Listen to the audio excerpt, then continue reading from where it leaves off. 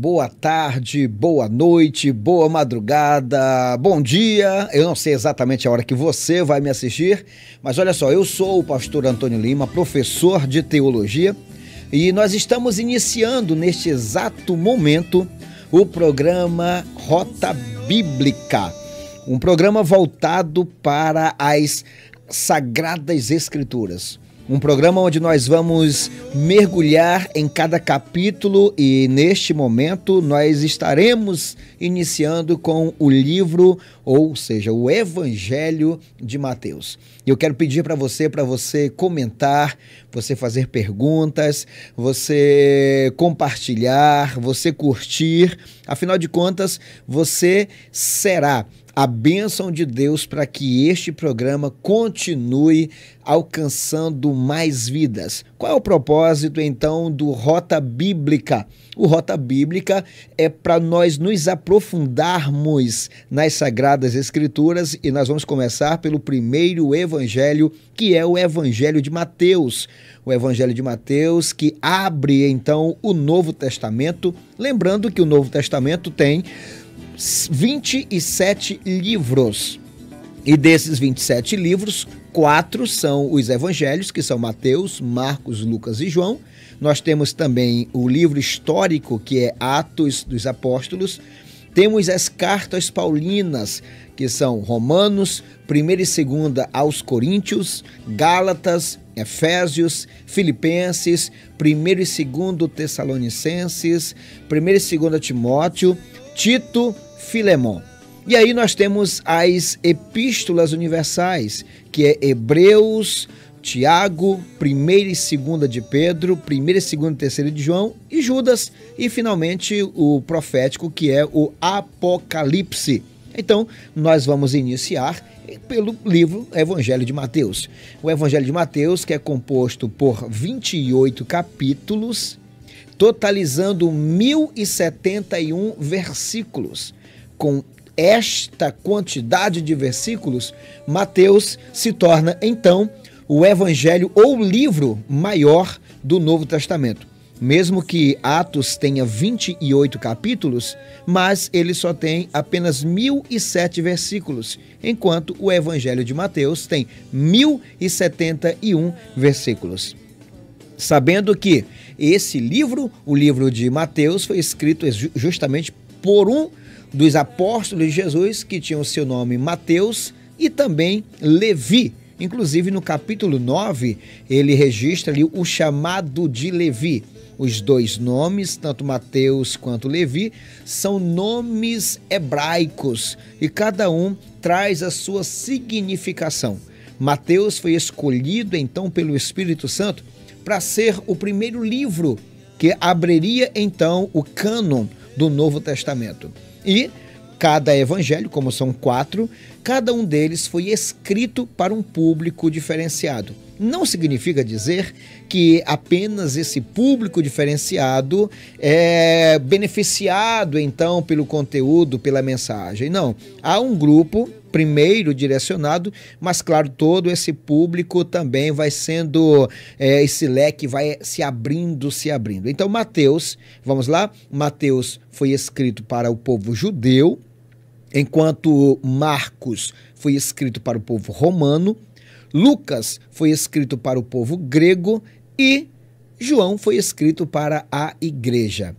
Mateus apresenta Jesus como o rei dos reis, ou o rei dos judeus. Marcos apresenta Jesus como o servo humilde, enquanto Lucas apresenta Jesus como o homem perfeito. Já o Evangelho de João apresenta Jesus como o Verbo divino ou o Deus verdadeiro.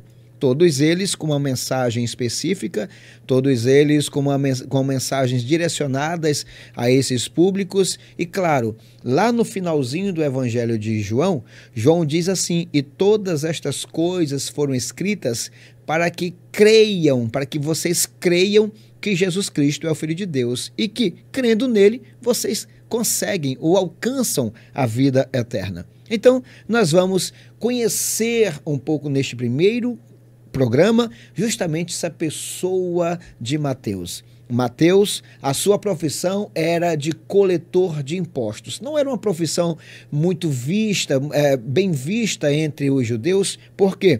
Porque o povo romano, que naquela altura subjugava a nação de Israel, e isso aconteceu mais ou menos 63 anos antes ali que o evangelho começasse a narrar a história, não é? Isso foi no ano 63 a.C., quando os romanos eles entraram e dominaram Jerusalém. Havia uma disputa um pouco mais atrás, no ano 233, mais ou menos, antes de Cristo.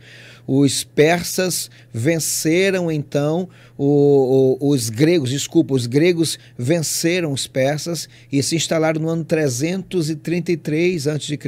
E aí no ano 323, Alexandre o Grande morreu e o império foi dividido em 4 partes.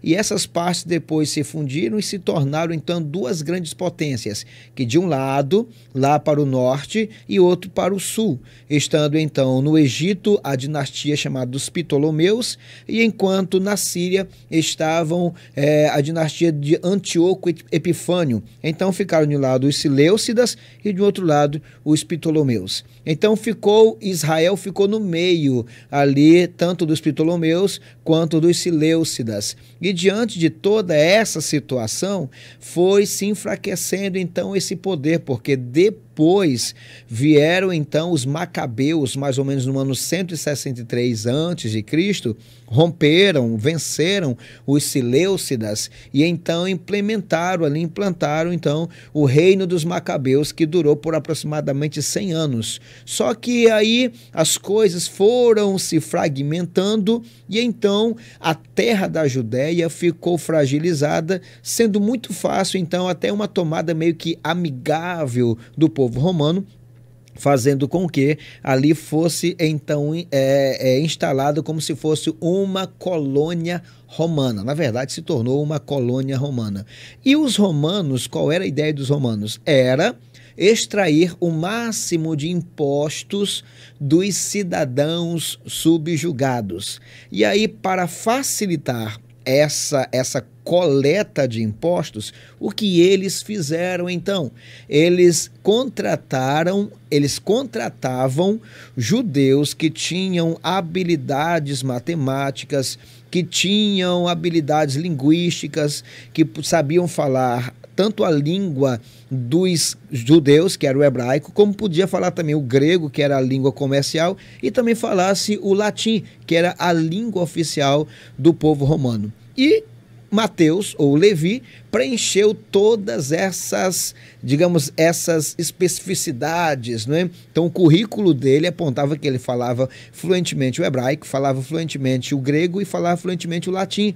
Então era alguém altamente preparado linguisticamente falando e também conhecia muito sobre os números, era um matemático, digamos assim. Então ele preencheu essas qualificações e ele se tornou então cobrador de impostos. Ele, entre os judeus, representava o Império Romano. Dessa maneira, os judeus não gostavam muito dos cobradores de impostos. Você deve lembrar da história de Zaqueu, ele que era o chefe dos cobradores de impostos. E aqui nós encontramos um homem que estava assentado recolhendo os impostos que seriam enviados para Roma, e Jesus então aparece diante desse homem chamado Mateus. E Jesus olha para ele e chama de segue-me. E a Bíblia diz que ele, deixando imediatamente tudo, ele seguiu a Jesus de Nazaré. E aqui começa então a história desse homem que deixou um emprego dos sonhos, por mais que não fosse um emprego muito visto de bons olhos pelos judeus, mas era um emprego que garantia uma fortuna financeira, que garantia uma independência financeira e até gozava de muitas benesses que eram destinadas através ali do Império Romano. Se ele continuasse ali naquele trabalho, possivelmente chegaria um tempo que ele ganharia a cidadania romana. E como cidadão romano, ele teria a proteção do Estado para onde ele quisesse ir. Mas quando ele recebeu o chamado de Cristo, ele deixou de lado o futuro profissional, ele deixou de lado possivelmente a sua cidadania romana, ele deixou de lado muitas coisas e preferiu seguir a Jesus. E por 3 anos e meio aproximadamente, ele esteve diretamente com Cristo, ligado diretamente com Cristo. A gente observa que tudo que ele menciona no seu evangelho, ele menciona de maneira clara porque ele via e ele ouvia da boca do próprio Jesus. E o que eu acho interessante que apesar de ser um homem dos números, de ser um homem voltado para essa questão da contabilidade, Mateus também se mostrou um homem muito culto, muito voltado para a questão do ensino. Haja vista que em todo o evangelho que leva o seu nome, existem 5 grandes sermões de Jesus. Quem não conhece o famoso Sermão da Montanha? Quem não conhece o sermão do capítulo 13, que é o sermão das parábolas? Quem não conhece, por exemplo, o capítulo 24 de Mateus em diante, que é o sermão da grande tribulação? Mateus era um homem muito culto biblicamente. Se você observa, entre os quatro evangelistas, não tem nenhum que mencione tanto o Antigo Testamento, que era a Bíblia hebraica. Nenhum dos outros, nem mesmo Marcos, nem mesmo Lucas, que era detalhista, nem mesmo João, que era muito detalhista, mas ninguém conseguiu fazer o que Mateus fez. Mateus começa o seu livro já fazendo uma panorâmica de toda a história do Antigo Testamento. Olha que impressionante era esse homem chamado Mateus. Ele traça a genealogia de Jesus começando lá pelo versículo 1, dizendo assim, olha, livro da geração de Jesus Cristo, filho de Davi, filho de Abraão. E você percebe que ao longo de toda esta genealogia, ele vai trazer grandes informações. Não vou falar sobre essa genealogia, vai ser para o próximo programa. Hoje é apenas a panorâmica do Evangelho de Mateus. Mas Mateus, ele apresenta aproximadamente mais de 50 vezes, ele apresenta referências do Antigo Testamento. Ele usa o Pentateuco, ele usa os históricos, ele usa os profetas, sobretudo Isaías, Oséias, até Asaf, que era um dos cantores do templo. Então esse homem, ele traz uma gama de tanto conhecimento do Antigo Testamento que eu tenho a plena convicção e a coragem e a segurança de afirmar que Mateus era o homem mais biblicista entre os discípulos de Jesus.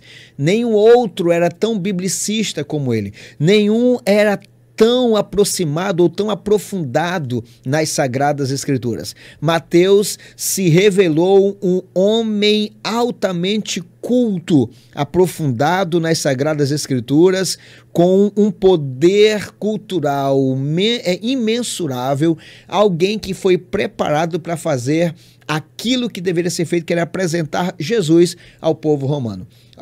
Ao povo judeu. E você percebe que ele também é o único aqui que vai trazer a história de Jesus de maneira revelando os pontos, por exemplo, da cultura judaica. Quando ele fala da parábola das 10 virgens, era algo comum entre os judeus. Quando ele fala dos talentos, observe que ele usa o termo talento, que era também uma unidade de medidas e de peso usado pelo povo judeu. Você percebe ele falando do semeador, que era coisa que eles conheciam, a parábola da rede, coisa que ele estava ali ligado ao mar da Galileia, falando sobre os comerciantes de pérolas que existiam em Jerusalém. Ele revela, por exemplo, quando Jesus ele deu o brado na cruz, o véu do templo se rasgou, ninguém mais se preocupou em falar com tanta ênfase, porque além de falar sobre o rasgar rasgar do véu do templo, ele ainda revelou que alguns corpos de santos foram ressuscitados e foram vistos em Jerusalém. Nenhum outro disse isso. Perceba que esse Mateus é alguém detalhista que foi usado por Deus, preparado por Deus para fazer a diferença entre o seu povo. E ele vai descrever o ministério de Jesus tanto na província da Judéia como na província da Galileia. Ele começa exatamente dizendo que Jesus nasceu na província da Judéia. A gente vai entrar em detalhes no próximo programa sobre isso. Depois ele revela que Jesus foi crescer fisicamente lá na província da Galileia. Depois ele revela que Jesus saiu da Galileia e veio para a Judéia, aonde foi batizado por João, que é no capítulo 3, que é de um outro programa também. Depois ele volta para a Galileia e começa a pregar o evangelho na Galileia. E o evangelho pregado por Cristo começa na Galileia. E por que começa na Galileia? Também vai ser um outro programa que eu vou explicar por que, fazendo aplicação prática para as nossas vidas. E depois, na última semana da sua vida terrena, ele volta para Jerusalém. E por que ele volta na última semana? Que eu vou explicar depois. E é nessa última semana aqui que é escrito praticamente todo o evangelho de João. João descreve tudo que você vê nos capítulos de João, ali, basicamente é o relato da última semana de Jesus. Olha, Jesus nasceu na Judéia, Jerusalém, ali em Belém, claro, ali próximo. Ele vai crescer na Galileia. Ele volta para ser batizado na Judéia. Então ele regressa para a Galileia para pregar e ele volta para a Judéia para morrer ali e ressuscitar. E ele morre, ressuscita na Judéia, mas olha que top, depois ele vai se encontrar com os discípulos, sabe aonde? Na Galileia. E depois que ele se encontra e passa 40 dias com os discípulos na Galileia, que então chega o tempo da sua partida, ele volta para Jerusalém e do Monte das Oliveiras ele sobe aos céus. Então ele faz esse percurso várias vezes, mais ou menos 400 quilômetros de distância, mais ou menos, era o que Jesus percorria. E como? Fazer isso a pé. Claro, depois que ele ressuscitou, não precisava mais fazer a pé, porque o corpo dele é glorificado. Mas enquanto ele não havia morrido e ressuscitado, ele fazia esse trajeto a pé. Só existe um momento que a Bíblia diz que ele estava montado em um animal, foi quando ele entrou em Jerusalém, capítulo 21 de Mateus, que isso eu vou explicar também em um próximo programa, você não pode perder. Então, esse Mateus é alguém preocupado em revelar detalhes sobre Jesus.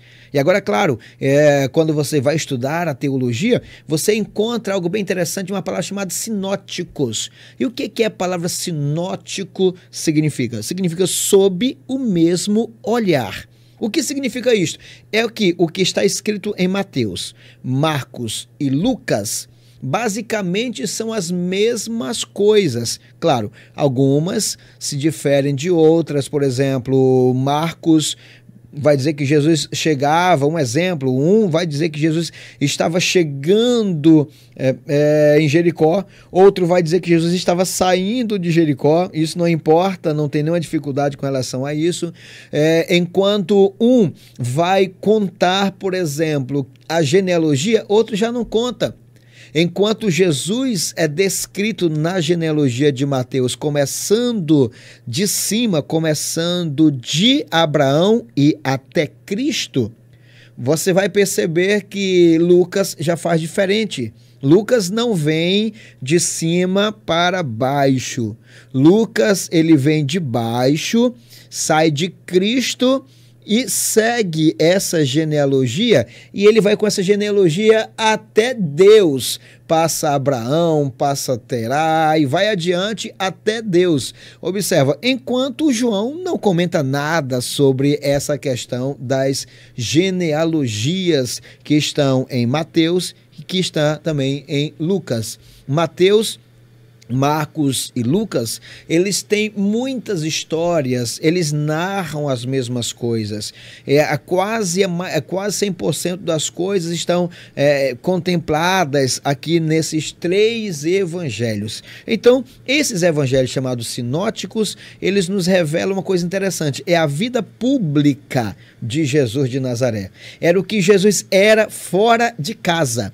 era o que Jesus era na rua, o que Jesus era nas praças, o que Jesus era no dia a dia entre as multidões. Enquanto João descreve o que era Jesus dentro de casa, descreve a vida de Jesus aqui dentro de casa, a sua vida privada, o que ele comentava com os discípulos, o que ele construía com os discípulos, o que ele orientava aos discípulos. E tem algo bem interessante. Por isso que Mateus, ele é posto nessa sequência canônica do Novo Testamento, ele é colocado em primeiro lugar. E por que ele é colocado em primeiro lugar? Porque a mensagem primeira deveria ser para Israel. Observe que o Senhor escolheu um homem que, aos olhos dos judeus, não preenchia nenhuma qualificação para ser profeta, para ser algum mensageiro de Deus, porque aonde ele estava era tido ali como um local de muita corrupção, aonde ele vivia no meio sujo da política judaica e da política romana, mas lá no meio de tudo isso havia um homem que fora escolhido pelo Senhor para fazer toda a diferença na história da Bíblia Sagrada. Esse Mateus nos ensina através da sua vida que o quanto mais nós nos prepararmos para servirmos ao Senhor, melhor. Não importa se você faz faculdade A, faculdade B, quais são as qualificações que você tem feito, procurado adquirir para a sua vida, se qualificando dia após dia. A gente vive em um período em que as pessoas, às vezes, até imaginam que para ser usado por Deus não precisa muita coisa, precisa apenas um coração disposto. E eu concordo em gênero, número e grau. Mas deixa eu falar, Deus escolhe pessoas capacitadas, sim. E ele precisa dessas pessoas para levarem a palavra. Imagina se Mateus não soubesse falar o latim, não teria alcançado aquele emprego. Se ele não soubesse falar o grego, também não teria alcançado e muito menos teria se desenvolvido numa sociedade que exigia dos seus cidadãos a habilidade linguística no grego. Então esse homem era um homem muito qualificado e um detalhe, que usou tudo isso em benefício do reino de Deus. Ele escreveu, como eu disse, o maior livro do Novo Testamento, para apresentar o maior profeta de todos os tempos, para apresentar o maior mestre de todos os tempos, para apresentar o profeta maior de todos os tempos, para apresentar o sacerdote maior de todos os tempos. Ele escreve o seu livro para apresentar aos judeus o rei verdadeiro, filho sanguíneo de Davi, mostrando através da genealogia exatamente esses pontos, levando Jesus, ligando Jesus diretamente à família de Davi. E você percebe que esse homem, ele usou tudo o que ele sabia, toda a sua cultura, toda a sua habilidade, toda a sua capacidade, ele escolheu e entregou e usou em benefício do reino de Deus. Mateus, entre tantos outros cobradores de impostos, Mateus, entre tantos matemáticos da época, e esses morreram, nós não sabemos a história deles. Passaram-se mais de 2000 anos, a gente não sabe nada sobre outros cobradores de impostos, mas de Mateus nós conhecemos. É impressionante a história desse homem. E ele escreve o seu evangelho. Um evangelho que vai encher a nossa alma de conhecimento. E eu quero convidar você para você não perder de forma alguma nenhum dos nossos programas, porque em cada programa, no próximo agora, eu já trarei um comentário sobre o capítulo 1. Pensa num capítulo top. Por que essa genealogia? E você, quem sabe, talvez você não, mas quem sabe você conhece alguém que diz assim, eu não gosto de ler genealogia, são os nomes difíceis, eu não consigo entender nada. Então, se você conhece alguém dessa maneira, já pede para ele nos acompanhar no próximo programa, porque no próximo programa eu vou mostrar para você a importância da genealogia de Mateus capítulo 1.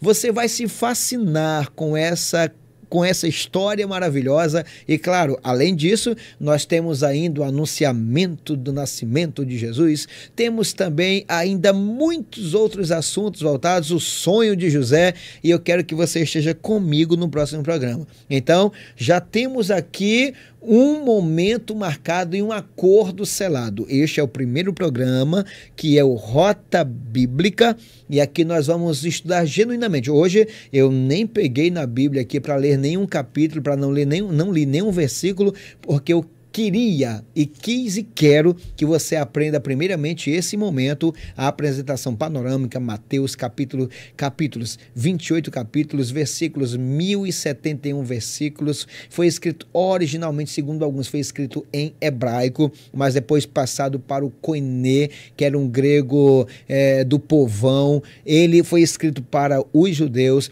apresenta Jesus como o rei dos judeus e é um livro altamente judaico. E ele, o único aqui que a Bíblia vai revelar para nós aqui, desses nossos apóstolos aqui, que era coletor de impostos, mas que deixou de lado para se tornar apóstolo de Jesus. Então, quero contar com você, não perca os próximos capítulos, porque o primeiro capítulo de Mateus tem muita coisa para nos ensinar e eu aguardo você até o próximo programa. Muito obrigado, que a bênção do Senhor acompanhe a sua vida e que você continue crescendo na graça e no conhecimento de nosso Deus. Um abraço do seu irmão e amigo professor Antônio Lima. Até a próxima, que Deus nos abençoe.